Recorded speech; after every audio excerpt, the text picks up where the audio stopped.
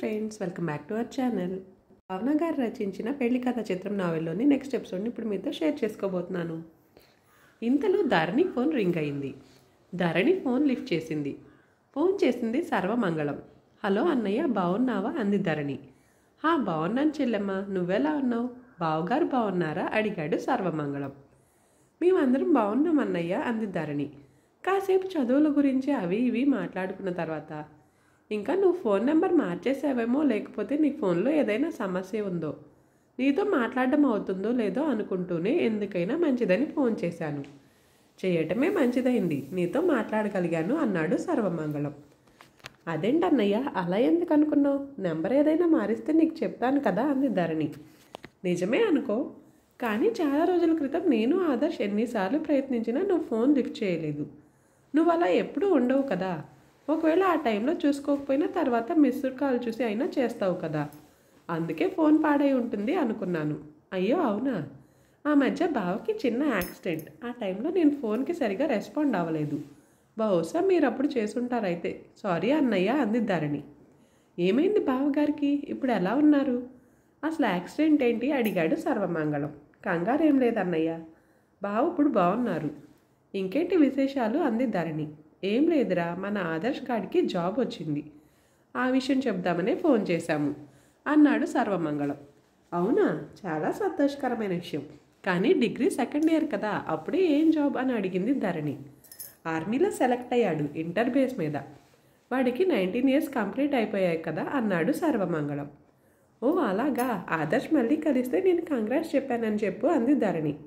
ఆ కంగ్రాట్స్ ఏవో నువ్వే చెప్పు, వాడి నెంబర్ నీకు మెసేజ్ చేస్తాను అంటూ. సరే, బావగారిని అడిగానని చెప్పు అని ఫోన్ పెట్టేశాడు సర్వమంగళం. అమ్మయ్యా, నీ ఫోన్ మాట్లాడడం అయిందా? వదినా, ఎంత ఆలోచించినా నాకు సమాధానం దొరకలేదు. నువ్వే చెప్పు వదినా, నీకు ఎలా తెలిసింది? నువ్వు స్వప్న మాట్లాడుకున్న మాటలు నేను విన్నానని అని అడిగాడు. పాపం చెప్పేదాన్ని, లేకపోతే వాడికి రాత్రికి నిద్ర కూడా పట్టేలా లేదు అన్నాడు గగన్ నవ్వుకుంటూ. ఆ స్వప్న స్టైల్కి ఐకాన్ కదా, ఇంతింత స్పెట్స్ పెట్టుకుంది. అందులో నుంచి కళ్యాణ్ రావటం, కూర్చోవడం అంతా కనిపించింది. తర్వాత ఆ స్పెట్స్ని కళ్ళ నుంచి నెత్తికెక్కించింది కిరీటంలాగా. అప్పుడు కూడా అందులో నుంచి సార్ కాస్త కనిపించారు అంది ధరణి. నిజమే వదిన, నేను లోపలికి వస్తున్నప్పుడు తనని చూసి అనుకున్నాను, ఎదురుగా మనిషితో కూర్చుని మాట్లాడేటప్పుడు కూడా ఆ స్పెట్స్ అంత అవసరమా దీనికి అని. అలా దొరికేశానా నీకు అన్నాడు కళ్యాణ్. అక్కడ మీరు ఏం మాట్లాడుకుంటున్నారో వినేయాలి అనే ఆతృతలో ఇక ముందు వెనక ఏం గమనించకుండా అయ్యగారు అడ్డంగా దొరికేశారైతే అన్నాడు గగన్. ఇంతలో ఏదో ఫోన్ రావడంతో గగన్ బయటికి వెళ్ళాడు మాట్లాడుకుంటూ. వదిన, ఒక విషయం చెప్పేశావు, ఆ ఇంకో విషయం కూడా చెప్పవా ప్లీజ్ అన్నాడు కళ్యాణ్. అబ్బా, ఆశ దోశ అప్పడం వడ, ఒకటి నేనే చెప్పేశాను, కనీసం ఆ రెండోదైనా నువ్వు కనిపెట్టి కళ్యాణ్ అంది ధరణి నవ్వుతూ.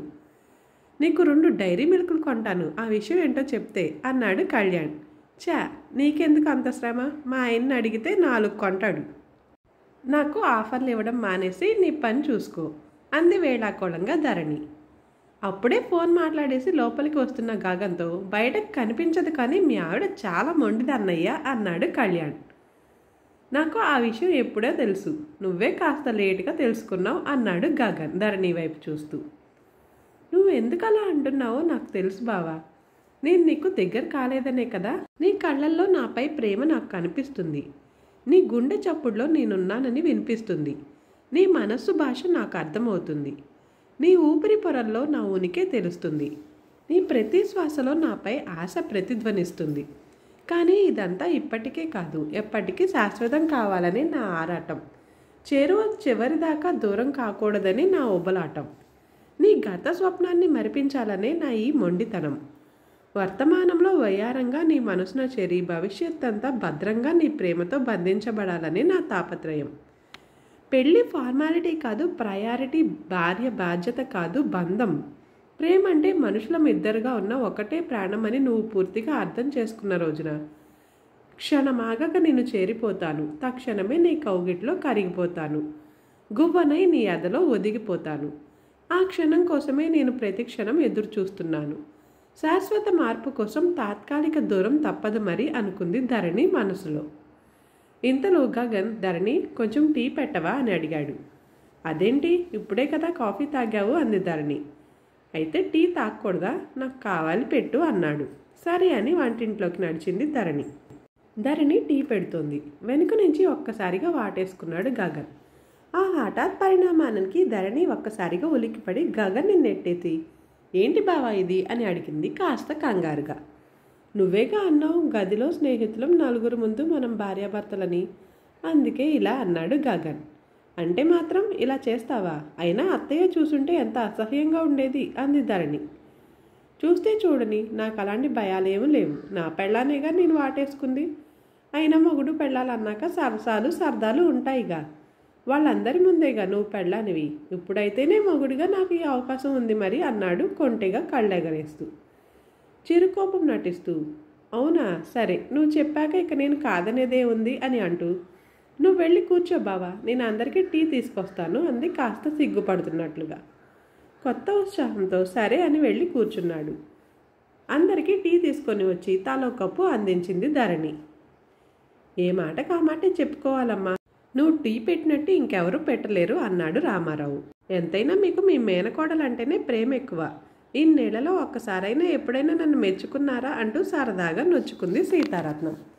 ధరణి ఇవేమీ పట్టించుకోకుండా గగన్ ఎప్పుడు టీ తాగుతాడా అన్నట్టుగా ఎదురు చూస్తోంది. నాన్న అన్నారని కాదు కానీ ఈరోజు టీ చాలా బాగుంది వదినా, అన్నయ్య పెట్టమన్నాడని పెట్టావు కదా, అందుకే ఇంత రుచిగా ఉన్నట్లుంది అన్నాడు కళ్యాణ్. గగన్ నవ్వుకుంటూ టీ తాగాడు. అంతే ముఖ కవళికలు మారిపోయాయి. ధరణి వైపు చూశాడు. నువ్వు పెట్టమన్నావని యాలకులు కూడా దంచి వేశాను, టీ ఎలా ఉంది బావా అని అడిగింది ధరణి వస్తున్న నవ్వును ఆపుకుంటూ. అడగగానే ప్రేమతో పెట్టావు కదా, అందుకే అనుకుంటా ఎప్పటికంటే రుచిగా ఉంది కళ్యాణ్ అన్నట్టు అని మరోసారి టీ సిప్ చేశాడు గగన్. వెంటనే ధరణి వంటింట్లోకి వెళ్ళి అదేంటి బావకి ఇవ్వాల్సిన టీ కప్పు ఇక్కడే ఉంచేసి ఉప్పు కలిపిన టీ కదా బావకి ఇచ్చాను, బాగుంది అంటున్నాడేంటి, ఒకవేళ మర్చిపోయి కప్పులు మార్చేశానా అనుకుంటూ అక్కడ గగన్ కోసం పక్కన పెట్టిన టీని రుచి చూసింది ధరణి. ఇంతలో చక్కెర కాస్త తక్కువైంది కలుపుకుంటా అని వంటింట్లోకి వచ్చిన గగన్ ధరణిని చూసి ఏంటి టీ కప్పులు మారిపోయాయేమని చూస్తున్నావా అంటూ ధరణి తలపై ఒక్క మొట్టు వేసి అల్లరిపిల్ల, నా టీలో ఉప్పు కలిపిస్తావా అన్నాడు. అదేంటి బావా, మొగుడు పెళ్ళాలన్నాక సరదాలు సరసాలు ఉండాలని నువ్వే కదా చెప్పావు, అందుకే ఏదో సరదాగా చేశానలా అంది అమాయకత్వం నటిస్తూ. గగన్ నవ్వుకుంటూ ధరణి చేతిలో ఉన్న టీ కప్పును తీసుకుని తాగబోయాడు. అయ్యో బావా ఆగు, అది నేను ఉప్పు కలిపిందా లేదా చక్కెర కలిపిందా అని చూడటానికని ఎంగిల్ చేసేశాను అంది ధరణి. అయితే ఈ టీ ఇంకా టేస్ట్గా ఉంటుంది అని ధరణి వైపు చూసి కన్ను కొట్టి ముద్దపప్పు అని నవ్వుకుంటూ టీ తాగుతూ వెళ్ళిపోయాడు గగన్. మన మధ్య దూరం నెమ్మదిగా తగ్గిస్తా ధరణి అని మనసులో అనుకుంటూ. ధరణిలో ఏదో తెలియని అనుభూతి, ఎందుకో ఆ క్షణం సంతృప్తిగా అనిపించింది ధరణికి. ఇంతలో ధరణి పవన్ ఫోన్ చేశాడు, మాట్లాడి ఇదిగో అంటూ పిలిచి ధరణికి ఫోన్ అందించాడు గగన్. పవన్తో ఇంకా అమ్మ నానమ్మతో మాట్లాడింది ధరణి. సరే అమ్మా ఇంకా ఉంటాను అని ధరణి అంటుండగా ధరణి చెప్పటం మర్చిపోయాను, ఇందాక నా స్నేహితురాలతో బంగారం షాపుకి వెళ్ళినప్పుడు అక్కడ చెవి లోలాకులు చూశాను, చిన్న బుట్టలతో తెలుపు రంగు పొడులతో భలే ముద్దుగా అనిపించాయి, నీకు బాగుంటాయని తీసుకున్నాను. తమ్ముడు వాట్సాప్ ఏదో అంటారు కదా, అందులో పెట్టమని చెప్పాను, ఒకసారి చూసి నీకు నచ్చాయో లేదో చెప్పు అని ఫోన్ పెట్టేసింది రోజారామ్ని. ధరణి వెంటనే తన వాట్సాప్ తెరిచి ఆ బుట్టలను చూసింది. నిజంగానే ధరణికి చాలా నచ్చాయి అవి. వెంటనే బాగున్నాయి, నాకు చాలా నచ్చాయి అని మెసేజ్ పెట్టి ఫోన్ పెట్టేయబోతున్న ధరణికి సర్వమంగళం నుంచి వచ్చిన మెసేజ్ కనిపించింది. ఆదర్శ్ నెంబర్ ఉంది ఆ సందేశంలో. ఒక 2 నిమిషాల సందిగ్ధం తర్వాత ధరణి ఆదర్శ్కి ఫోన్ చేసింది. ఆదర్శ్, హలో ధరణి. హలో ఆదర్శేనా, నేను ధరణిని, గుర్తుపట్టావా? ఆదర్శ్, ధరణి అంటే అంటూ ఆ రోజు తన కాలేజీలో పరిచయం చేసుకున్నప్పుడు తన పేరు గురించి చెప్పిన మొత్తం కవితను చెప్పి మర్చిపోయానా ధరణి నేను అని అడిగాడు. ధరణి ఆశ్చర్యంతో భలే గుర్తుంది నీకు, మర్చిపోయావని కాదు, నా నెంబర్ తెలియదు కదా అందుకని అడిగాను. ఆదర్శ్, నెంబర్ చూడగానే ఐడియా వచ్చింది ధరణి, ఆ రోజు నేను సర్వమంగళం చాలాసార్లు ప్రయత్నించాం నీతో మాట్లాడటానికి. ధరణి, అవును తెలుసు, ఇందాకే అన్నయ్యతో మాట్లాడాను. కంగ్రాట్స్ ఆదర్శ్, జాబ్ వచ్చిందట కదా. ఆదర్శ్, థ్యాంక్ యూ ధరణి. ఇంకేంటి ఆదర్శ్, ఎలా ఉన్నావు? బాగున్నాను ధరణి, నెక్స్ట్ మంత్ ట్రైనింగ్కి వెళ్ళాలి, ఈలోపు ఒకసారి అందరం కలిస్తే బాగుండు, నీకు వీలవుతుందా? అందరికీ ఫోన్ చేశావా ఆదర్శ్? అందరూ ఏమంటున్నారు? ఇంకా ఎవరితో మాట్లాడలేదు. నేను నీకు మళ్ళీ రేపు ఫోన్ చేస్తాను. ఈలోపు నీకు వీలవుతుందో లేదో ఆలోచించు. నేను కూడా మిగిలిన వారిని కనుక్కుంటాను. వీలైనంత వరకు రావడానికి ప్రయత్నించు ధరణి. ధరణి, సరే ఆదర్శ్, ఉంటాను. ఆదర్శ్ తన పేరుపై కవిత మొత్తం చెప్పి మర్చిపోయానా అని అడిగిన దాని గురించే ధరణి ఆలోచిస్తూ ఉండిపోయింది. ఏంటి ధరణి అంత దీర్ఘంగా ఆలోచిస్తున్నావు? ఈసారి టీలో ఏం కలుపుదామా అని అడిగాడు గగన్ నవ్వుతూ. అదేం లేదు బావా అంటూ ఫోన్లో ఆదర్శ్ కలుద్దామని అడిగిన దాని గురించి గగన్కి చెప్పి వెళ్ళనా బావా అని అడిగింది. ఎన్నిసార్లు చెప్పాలి ధరణి నీకు, ఇలా అన్నింటికి నన్ను పర్మిషన్ అడగక్కర్లేదని? ఉద్యోగం వచ్చిన ఆనందాన్ని మీ అందరితో పంచుకోవాలి అనుకుని పిలుస్తున్నాడు. వెళ్తే తను సంతోషిస్తాడు. అలాగే స్నేహితులందరినీ కూడా సరదాగా కలిసినట్టు ఉంటుంది అన్నాడు గగన్. అదంతా గమనిస్తున్న కళ్యాణ్, మా అన్నయ్య ఫ్రెండ్ని కలవడానికి అడగని పర్మిషన్, నీ ఫ్రెండ్స్ నువ్వు కలవడానికి మాత్రం మా అన్నయ్యని అడుగుతున్నావు. నువ్వు చాలా గ్రేట్ వదినా అన్నాడు ఆట పట్టిస్తున్నట్టుగా. కాస్త అలిగినట్టుగా మొహం పెట్టి, తొందరపడి ఇప్పుడే పొగిడేయకు. నీ ఘనకార్యం చెప్పాక అప్పుడు పొగుడుదువు కానీ అంది ధరణి. నీ పని చెప్తాలే అన్నట్టుగా. కోతికి కొబ్బరి చెప్పు దొరికినట్టు నీకు ఏ విషయం దొరికిందో కానీ నన్ను తెగ ఆడేసుకుంటున్నావు అన్నాడు కళ్యాణ్. ఆ మాత్రం భయం ఉండాలే అంది ధరణి నవ్వుతూ. నాకు అవకాశం వస్తుందిలే అన్నాడు కళ్యాణ్ కూడా నవ్వుతూ. సరిపోయారులేండి ఇద్దరికిద్దరు అంటూ గగన్ కూడా వారితో నవ్వు కలిపాడు. ముగ్గురు నవ్వులతో బావ మరదల సరసాలు సరదాలతో రోజు ముగిసిపోయింది. మరుసటి రోజు ఆదర్శ్ ధరణికి ఫోన్ చేశాడు. ధరణి నిర్ణయం తెలుసుకుందామని. ధరణి తాను అందరినీ చూసి చాలా రోజులైంది, నేను తప్పకుండా వస్తానని ఆదర్శ్కి చెప్పింది. ఆదర్శ్ చాలా సంతోషపడ్డాడు. నిజానికి అప్పటి వరకు ఆదర్శ్ ఎవరికి ఫోన్ చేయలేదు, ఒక్క సర్వమంగళానికి తప్ప. ధరణి వస్తేనే అందరినీ పిలిచి ఈ మీటింగ్ ఏర్పాటు చేయాలి అనుకున్నాడు. ఆదర్శ్ ఈ మీటింగ్ ఏర్పాటు చేయడంలో ముఖ్య ఉద్దేశం ధరణిని చూడాలి, కలవాలి అనే. వెంటనే ఆదర్శ్ సర్వమంగళానికి ఫోన్ చేసి ధరణి వస్తానని చెప్పిందని, అందరికీ ఫోన్ చేసి ఎక్కువ మందికి ఏ రోజు వీలు పడుతుందో ఆ రోజు కలిసేలా మాట్లాడుకుందాం, ఎప్పుడు ఎక్కడ అనేది అందరం కలిసి డిసైడ్ చేసుకుందాం అని చెప్పాడు. సర్వమంగళం మాత్రం, ఒరే ఆదర్శ్, తనని కలవడం నీకు పర్వాలేదా? తనని చూశాక నువ్వు నార్మల్గా ఉండగలవా? ఒకసారి ఆలోచించుకోరా అన్నాడు. ఉండాలి కదరా, తప్పదు, ఉంటాను. అయినా అందరూ ఉంటారు కదరా, పర్వాలేదులే. నిజంగా చాలా థ్యాంక్స్ రా నీకు. నా గురించి ఇంతలా ఆలోచించి నీలాంటి గొప్ప స్నేహితుడు ఉండడం నిజంగా నా అదృష్టం రా అన్నాడు ఆదర్శ్ సర్వమంగళంతో. మొత్తానికి అనుకున్నట్టుగానే ఒక 5 రోజుల తర్వాత వారు కలవాలి అనుకున్న ప్రదేశానికి ఒక్కొక్కరుగా వస్తున్నారు.